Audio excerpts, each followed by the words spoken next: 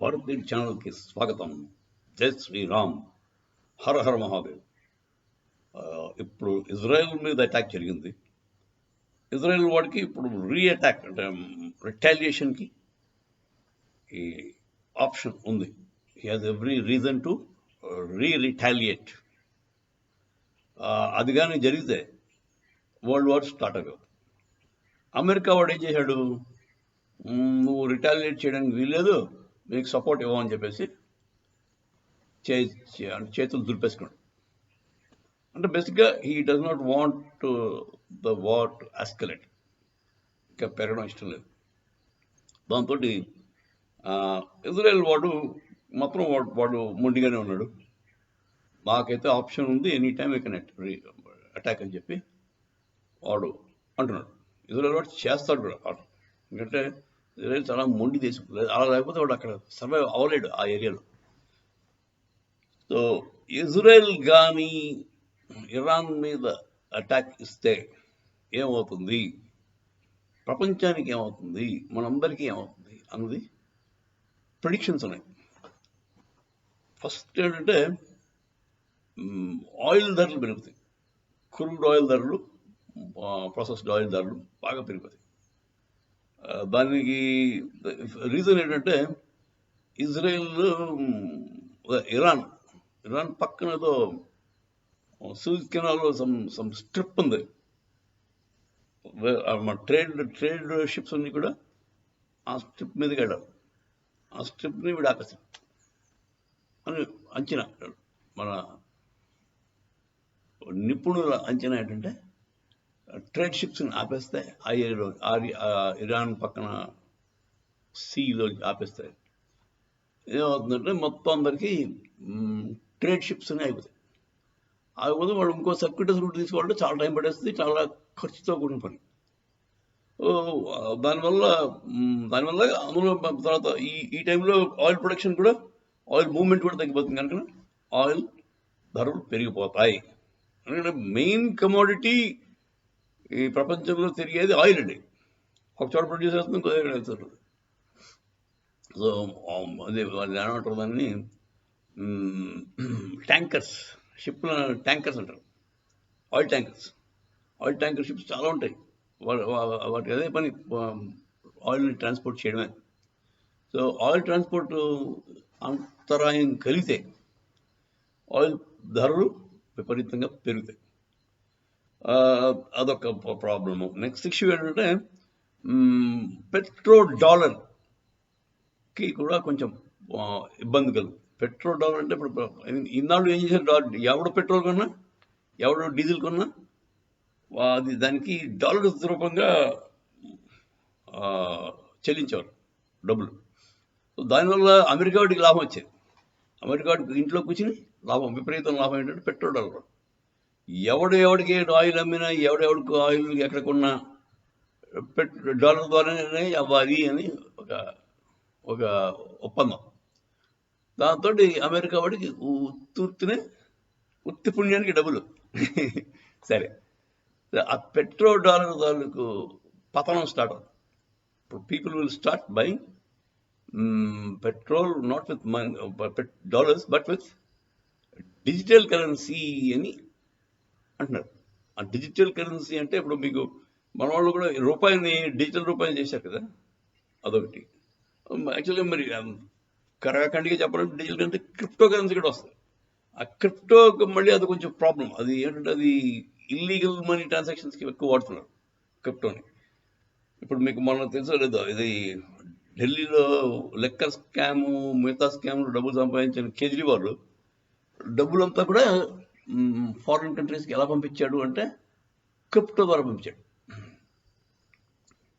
ఆ క్రిప్టో ద్వారా అక్కడ పంపించి అక్కడ అకౌంట్లో పెట్టుకున్నాడు, ఫారిన్ అకౌంట్స్లో. అది జరిగిందని ఈడీ అండ్ సిబిఐ చెప్తున్నారు. సో క్రిప్టో ఇస్ స్లైట్లీ అంటే దాని రెప్యుటేషన్ బాగోలేదు. క్రిప్టో రెప్యుటేషన్ అంతా కూడా షేడీ అయింది. So it is being used for not so good purposes. అంచేత అది digital currency slightly different from crypto. Digital currency అంటే మనకు డిజిటల్ రూపీ ఉంది, ఇండియా కూడా డిజిటల్ రూపీ అని ఒకటి తయారు చేశారు. ఆ డిజిటల్ రూపీతో ట్రాన్సాక్షన్స్ అవుతాయి.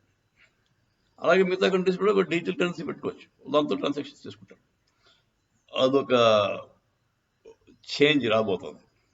In case World War III happens, ఈ 2 మేజర్ చేంజెస్ వస్తాయి. భయంకరంగా ధరలు పెరుగుతాయి, అన్ని కమోడిటీస్ పెరుగుతాయి. ముఖ్యంగా ఆయిల్కి ఆయిల్ అండ్ పెట్రోలియం ప్రొడక్ట్స్కి రేట్లు విపరీతంగా పెరుగుతాయి. దాని తర్వాత ఇంకో రిపర్కషన్ ఏంటంటే $కి లింక్ కట్ అయిపోతుంది. పెట్రోలియంకి డాలర్కి లింక్ కట్ అయిపోతుంది. People will start paying digital money for oil products. అదండి ఏం జరుగుతుందో చూద్దాం. ఇంకా 1 డే మ్యాక్సిమం ఉందండి. ఇజ్రాయెల్ కానీ ఇరాన్ మీద అటాక్ ఇస్తే అది ఫుల్ స్కేల్ వార్ కింద అవడానికి అవకాశం ఉంది. కాకపోతే ఇజ్రాయెల్ వాడుకున్న పవర్, మిసైల్ పవర్ కానీ ఆర్మమెంట్స్, పవర్ చాలా ఎక్కువ. వాడు ప్రెసిషన్ బాంబింగ్ చేయగలడు.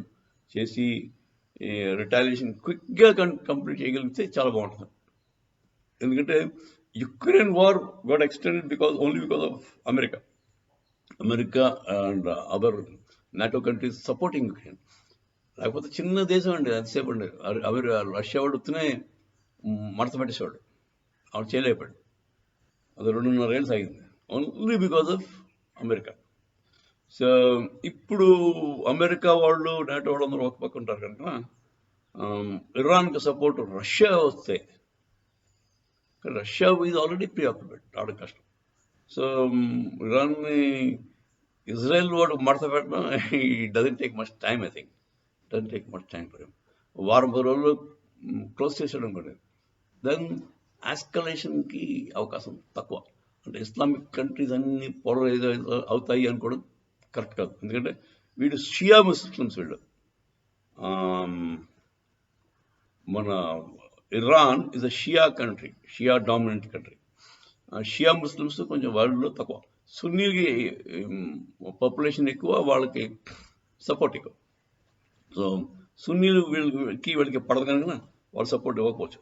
Like Jordan for that matter, మొన్న ఇజ్రాయెల్కి డ్రోన్స్ వెళ్ళకుండా జార్డన్ ఇంటర్సెప్ట్ చేసింది. జార్డన్ మీదకి వెళ్ళాలి, జార్డన్ కూడా వెళ్ళాడు ఆ డ్రోన్స్ అన్నింటినీ.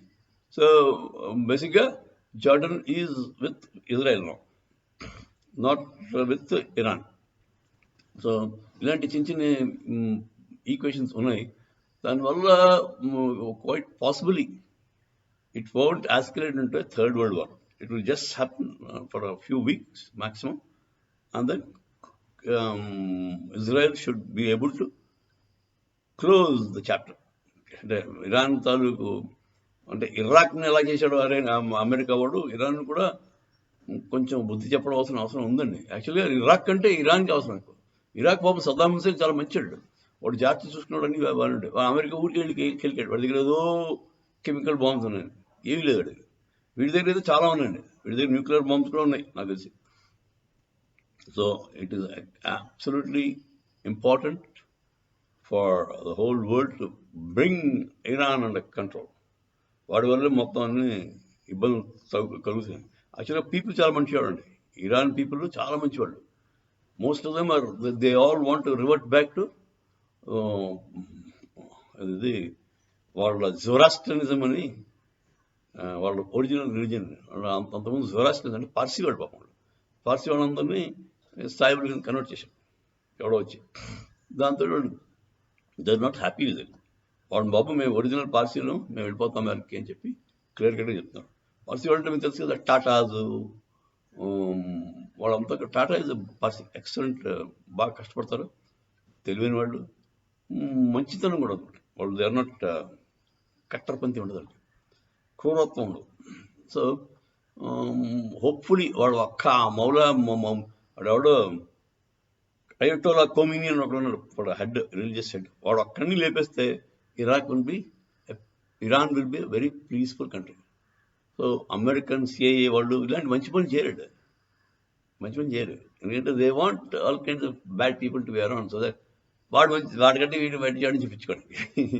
సరే, మరి అమెరికా వాడు if you plans it that way, Israel and America they should neutralize the top religious management of Iran. కట్టపంతి తీసిస్తే Iran is an excellent country అండి. It revert back to it's glory. 1970s ఆ టైంలో చాలా మంచిగా ఉండదండి. Shah of Iran కింద ఉండేప్పుడు. అప్పుడు అంతా బాల్ రూమ్ డాన్సింగ్, టూరిజం అన్ని బ్రహ్మాండంగా జరిగాయి. సో లెట్ us హోప్ ఇరాన్కి మంచి రోజులు వస్తాయని ఆశిద్దాం ఈ వార్ వల్ల. జై శ్రీరామ్, హర హర మహాదేవ్.